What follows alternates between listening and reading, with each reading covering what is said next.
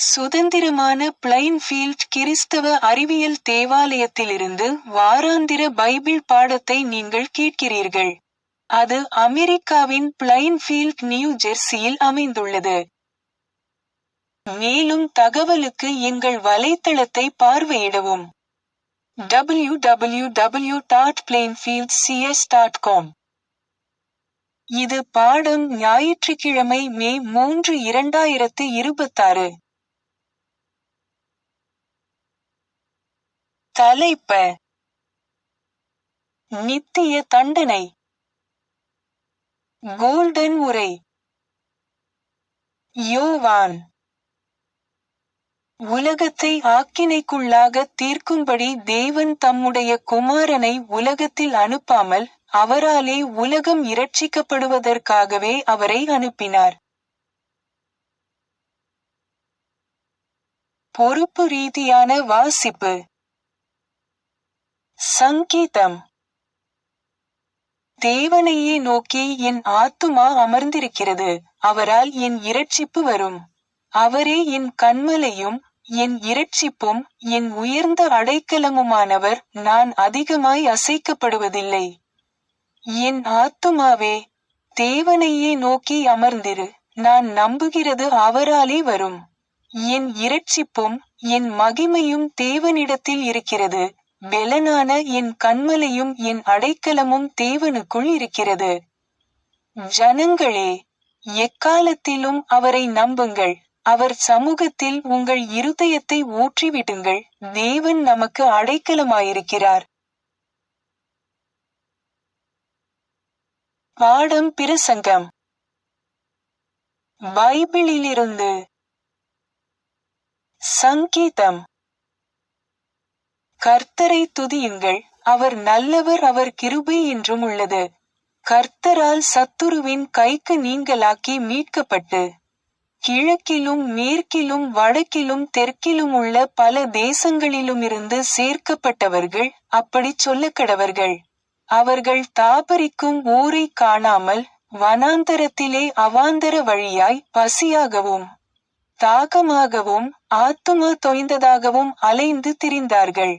தங்கள் ஆபத்திலே கர்த்தரை நோக்கி கூப்பிட்டார்கள். அவர்கள் இக்கட்டுகளிலிருந்து அவர்களை விடுவித்தார்.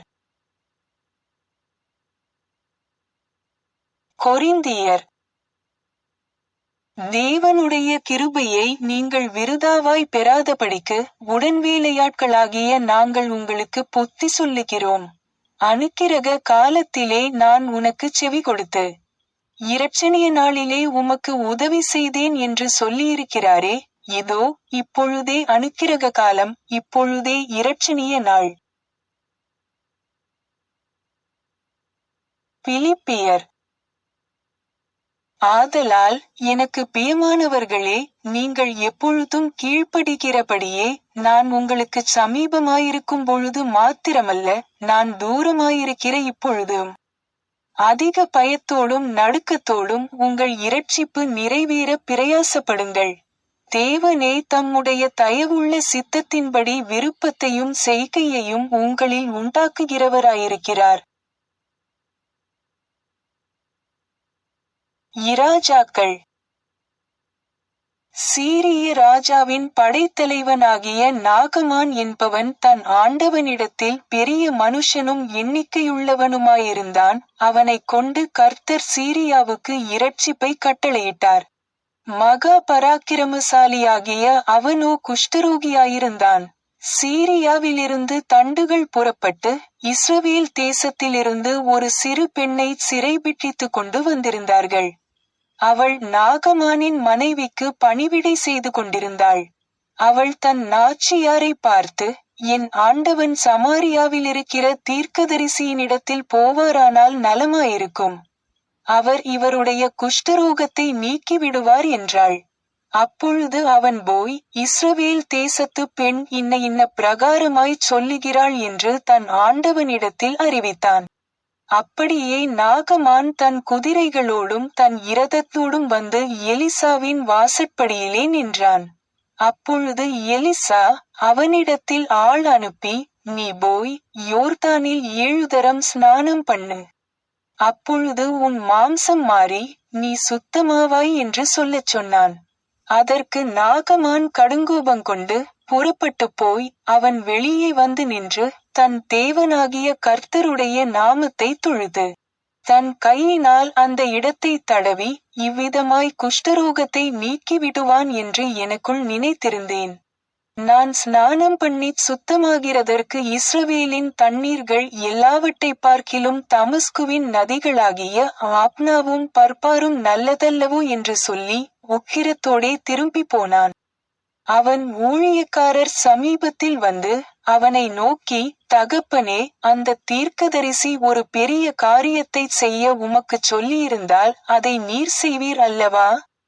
ஸ்நானம் பண்ணும். அப்பொழுது சுத்தமாவீர் என்று அவர் உம்மோடே சொல்லும் போது அதைச் செய்ய வேண்டியது எத்தனை அதிகம் என்று சொன்னார்கள். அப்பொழுது அவன் இறங்கி தேவனுடைய மனுஷன் வார்த்தையின்படியே யோர்தானில் 7 தரம் முழுகினபோது அவன் மாம்சம் ஒரு சிறுபிள்ளையின் மாம்சத்தைப் போல மாறி அவன் சுத்தமானான். அப்பொழுது அவன் தன் கூட்டத்தோடெல்லாம் தேவனுடைய மனுஷனிடத்துக்கு திரும்பி வந்து அவனுக்கு முன்பாக நின்று, இதோ, இஸ்ரவேலிலிருக்கிற தேவனைத் தவிர பூமி எங்கும் வேறே தேவன் இல்லை என்பதை அறிந்தேன். இப்போதும் உமது அடியேன் கையில் ஒரு காணிக்கை வாங்கிக் கொள்ள வேண்டும் என்றான். அதற்கு அவன், நான் வாங்குகிறதில்லை என்று கர்த்தருக்கு முன்பாக அவருடைய ஜீவனைக் கொண்டு சொல்லுகிறேன் என்றான். வாங்க வேண்டும் என்று அவனை வருந்தினாலும் தட்டுதல் பண்ணிவிட்டான். லூக்கா. அவர் எரிகோவில் பிரவேசித்து அதின் வழியாக நடந்து போகையில் ஆயக்காரருக்கு தலைவனும் ஐசுவரியவானுமாயிருந்த சகேயு எண்ணப்பட்ட ஒரு மனுஷன் இயேசு எப்படிப்பட்டவரோ என்று அவரை பார்க்க வகை தேடினான். அவன் குள்ளனானபடியால் ஜனக்கூட்டத்தில் அவரை காணக்கூடாமல் அவர் போகும் வழியில் முன்னாக ஓடி அவரை பார்க்கும்படி ஒரு காட்டத்தி மரத்தில் ஏறினான். இயேசு அந்த இடத்தில் வந்தபோது அண்ணாந்து பார்த்து அவனைக் கண்டு, சகேயுவே, நீ சீக்கிரமாய் இறங்கி வா, இன்றைக்கு நான் உன் வீட்டிலே தங்க வேண்டும் என்றார். அவன் சீக்கிரமாய் இறங்கி சந்தோஷத்தோடே அவரை அழைத்து கொண்டு போனான். அதைக் கண்ட யாவரும், இவர் பாவியான மனுஷனிடத்தில் தங்கும்படி போனார் என்று முறுமுறுத்தார்கள். சகேயு நின்று கர்த்தரை நோக்கி, ஆண்டவரே, என் ஆஸ்திகளில் பாதியை ஏழைகளுக்கு கொடுக்கிறேன். நான் ஒருவனிடத்தில் எதையாகிலும் அநியாயமாய் வாங்கினதுண்டானால் நாலத்தனையாக திரும்பச் செலுத்துகிறேன் என்றான். இயேசு அவனை நோக்கி, இன்றைக்கு இந்த வீட்டுக்கு இரட்சிப்பு வந்தது. இவனும் ஆபிரகாமுக்கு குமாரனாயிருக்கிறானே. இழந்து போனதை தேடவும் இரட்சிக்கவுமே மனுஷகுமாரன் வந்திருக்கிறார் என்றார். சங்கீதம். தேவன் நமக்கு அடைக்கலமும் பெலனும் ஆபத்து காலத்தில் அனுகூலமுமான துணையுமானவர்.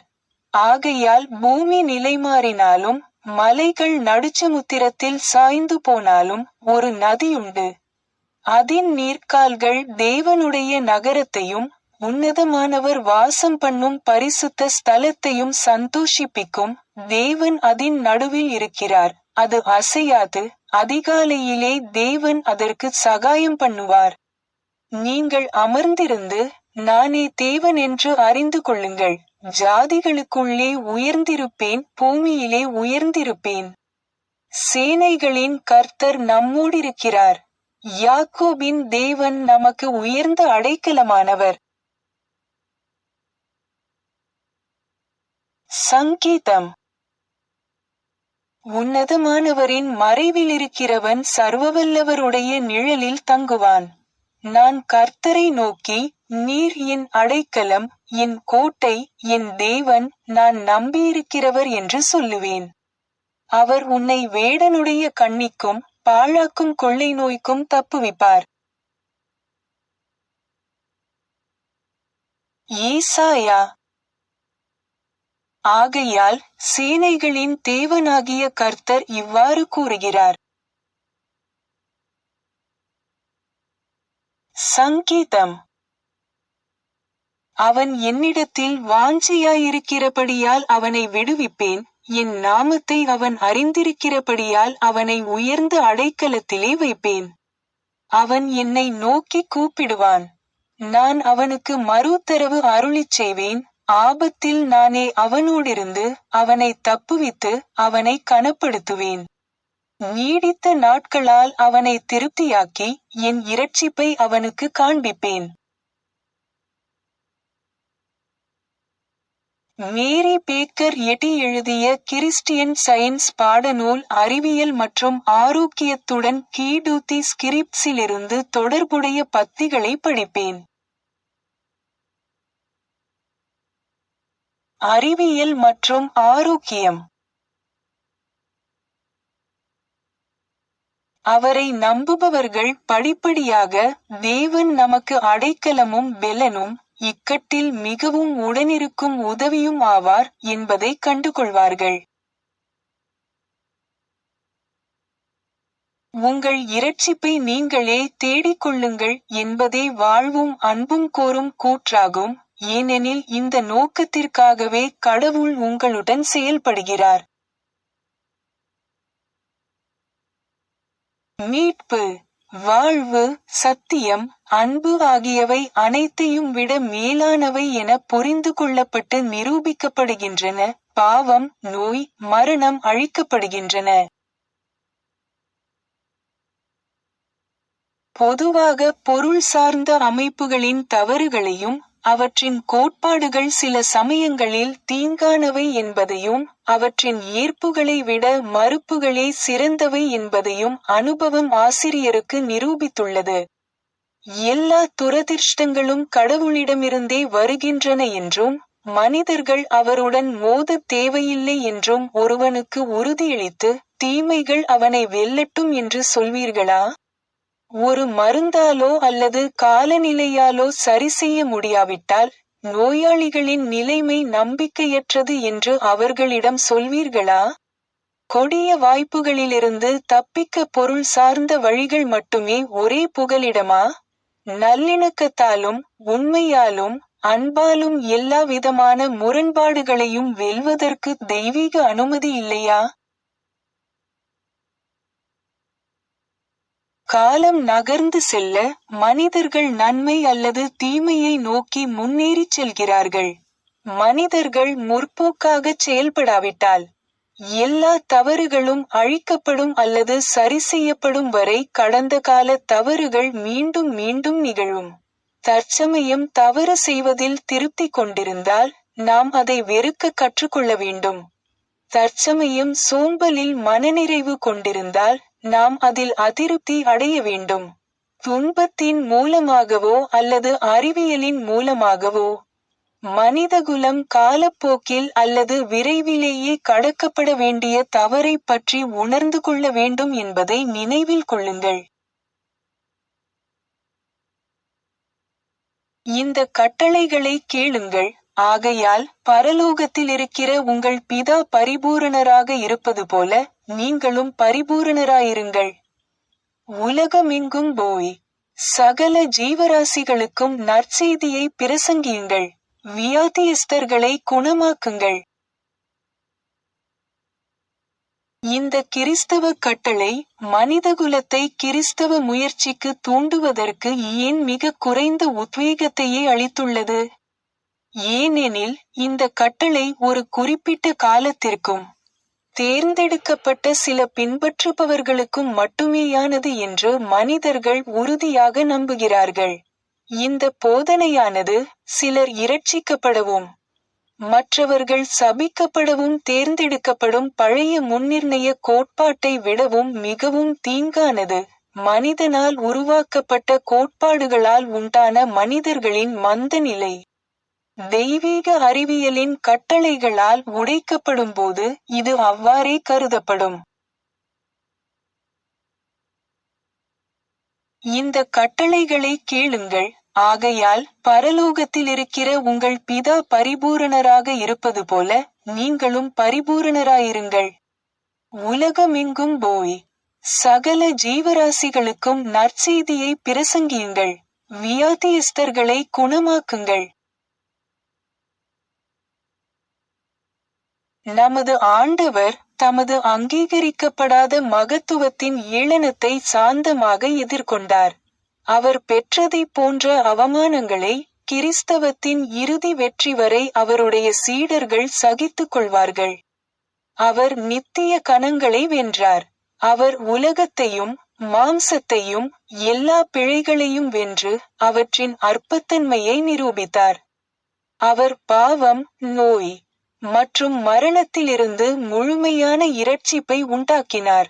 நமக்கு கிறிஸ்துவும் சிலுவையில் அறையப்பட்ட அவரும் தேவை. எல்லா பிழைகளும் அழிக்கப்படும் வரை நமக்கு மகிழ்ச்சிகளும் வெற்றிகளும் மட்டுமல்லாது சோதனைகளும் சுய மறுப்புகளும் இருக்க வேண்டும். ஆத்துமா சரீரத்தில் இருக்கிறது என்ற கற்றறிந்த நம்பிக்கை மரணமடைபவர்களை மரணத்தை ஒரு நண்பனாகவும் அழியக்கூடிய நிலையிலிருந்து அழியாமைக்கும் பேரின்பத்திற்கும் செல்லும் ஒரு படிக்கல்லாகவும் கருத செய்கிறது. வேதாகமம் மரணத்தை ஒரு எதிரி என்று அழைக்கிறது, ஆனால் இயேசுவோ மரணத்திற்கும் கல்லறைக்கும் அடிபணியாமல் அவற்றை வென்றார். அவரே வழியாக இருந்தார். எனவே அவரை பொறுத்தவரை ஜீவ மகிமைக்குள் அவர் கடந்து செல்ல வேண்டிய வாசற்படியாக மரணம் இருக்கவில்லை. இப்பொழுதே உகந்த காலம், இதோ இப்பொழுதே இரட்சிப்பின் நாள் என்று அப்போஸ்தலர் முழங்கினார். இதன் பொருள், மனிதர்கள் இப்போது எதிர்கால உலக இரட்சிப்புக்காகவோ அல்லது பாதுகாப்பிற்காகவோ தங்களை தயார்படுத்திக் கொள்ள வேண்டும் என்பதல்ல, மாறாக அந்த இரட்சிப்பை ஆவியிலும் வாழ்விலும் அனுபவிப்பதற்கான காலம் இதுவே. பௌதிக துன்பங்கள் மற்றும் பௌதிக இன்பங்கள் எனப்படுபவை கடந்து போக வேண்டிய காலம் இதுவே, ஏனெனில் அறிவியலில் சாத்தியமற்றவை என்பதால் அவை இரண்டும் உண்மையற்றவை. நமக்காக நாமே தேர்வு செய்ய முடியாது, ஆனால் இயேசு போதித்த வழியில் நமது இரட்சிப்பை நாமே தேடிக் கண்டுபிடிக்க வேண்டும். அழியாமையையும் வாழ்வையும் கற்றுக்கொள்ளும் வழிமுறை திருச்சபை சார்ந்ததல்ல, மாறாக கிறிஸ்தவம் சார்ந்தது. மனிதம் சார்ந்ததல்ல, மாறாக தெய்வீகம் சார்ந்தது. பௌதீகம் சார்ந்ததல்ல, மாறாக மெய்யியல் சார்ந்தது. பொருள் சார்ந்ததல்ல, மாறாக அறிவியல் பூர்வமான ஆன்மீகம் சார்ந்தது. மனித தத்துவம், அறநெறி மற்றும் மூடநம்பிக்கை ஆகியவை மனிதர்கள் பாவத்திலிருந்து தப்பிக்கக்கூடிய நிரூபிக்கத்தக்க தெய்வீக கோட்பாடு எதையும் வழங்குவதில்லை. ஆயினும் பாவத்திலிருந்து தப்பிக்க வேண்டும் என்பதே திருவிவிலியம் கோருகிறது. பயத்தோடும் நடுக்கத்தோடும் உங்கள் இரட்சிப்பை நிறைவேற்றுங்கள் என்று அப்போஸ்தலர் கூறுகிறார். மேலும் அவர் உடனடியாகச் சேர்க்கிறார், ஏனெனில் தம்முடைய நல்விருப்பத்தின்படி விரும்பவும் செய்யவும் தேவனே உங்களுக்குள் கிரியை செய்கிறார்.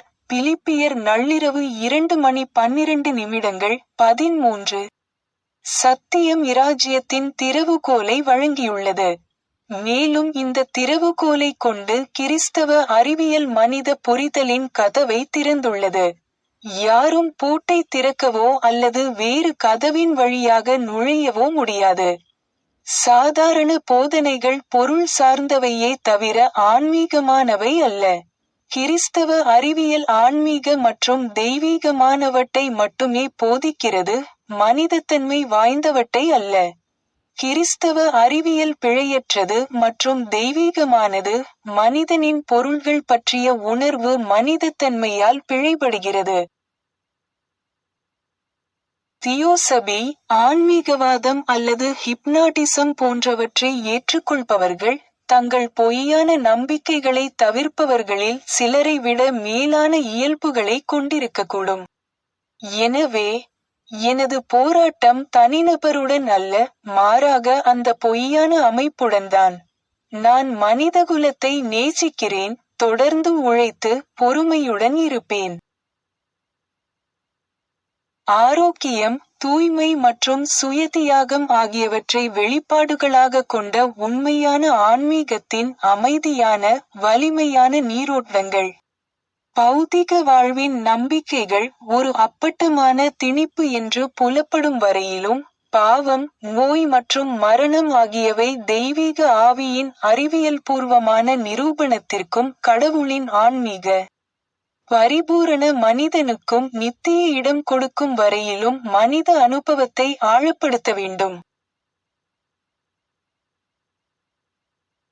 ஆன்மீக வாழ்வும் பேரின்பமும் மட்டுமே உண்மையான இருப்பை நாம் அறிந்து கொள்ளவும், அனைத்தையும் உள்ளிழுக்கும் ஆன்மீக அன்பிலிருந்து வரும் சொல்லுணா அமைதியை உணரவும் உதவும் சான்றுகளாகும்.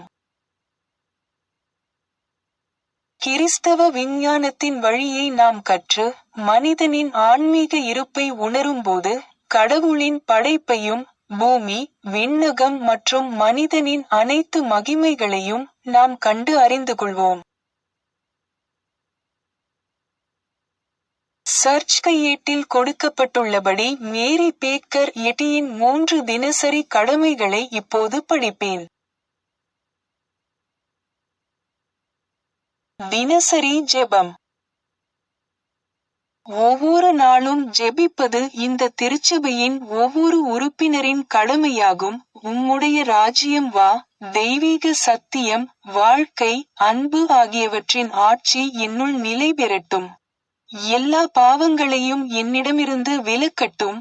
உம்முடைய வார்த்தை எல்லா மனிதர்களிடமும் பாசத்தை வளப்படுத்தி அவற்றை ஆளட்டும். நோக்கங்கள் மற்றும் செயல்களுக்கான விதி. தி மதர் சர்ச்சின் உறுப்பினர்களின் நோக்கங்கள் அல்லது செயல்களை விரோதமோ அல்லது தனிப்பட்ட இணைப்போ தூண்டக்கூடாது. அறிவியலில், தெய்வீக அன்பு மட்டுமே மனிதனை ஆளுகிறது. ஒரு கிறிஸ்தவ விஞ்ஞானி அன்பின் இனிமையான வசதிகளையும், பாவத்தை கண்டிப்பதிலும், உண்மையான சகோதரத்துவம், தொண்டு, மன்னிப்பு ஆகியவற்றிலும் பிரதிபலிக்கிறார். இந்த திருச்சபையின் உறுப்பினர்கள் தினந்தோறும் கவனித்து, எல்லா தீமைகளிலிருந்தும் தீர்க்கதரிசனம், தீர்ப்பு, கண்டனம், ஆலோசனை, செல்வாக்கு செலுத்துதல் அல்லது தவறாக செல்வாக்கு செலுத்துதல் ஆகியவற்றிலிருந்து விடுவிக்கப்பட வேண்டும். கடமைக்கு விழிப்புணர்வு. ஆக்கிரமிப்பு மனநல ஆலோசனைகளுக்கு எதிராக தினமும் தன்னை தற்காத்துக் கொள்வது இந்த திருச்சபையின் ஒவ்வொரு உறுப்பினரின் கடமையாகும். மேலும் கடவுளுக்கும், அவரது தலைவருக்கும், மனிதகுலத்திற்கும் அவர் செய்ய வேண்டிய கடமையை மறக்கவோ புறக்கணிக்கவோ கூடாது. அவருடைய கிரியைகளால் அவர் நியாயந்தீர்க்கப்படுவார், நியாயப்படுத்தப்படுவார் அல்லது கண்டிக்கப்படுவார்.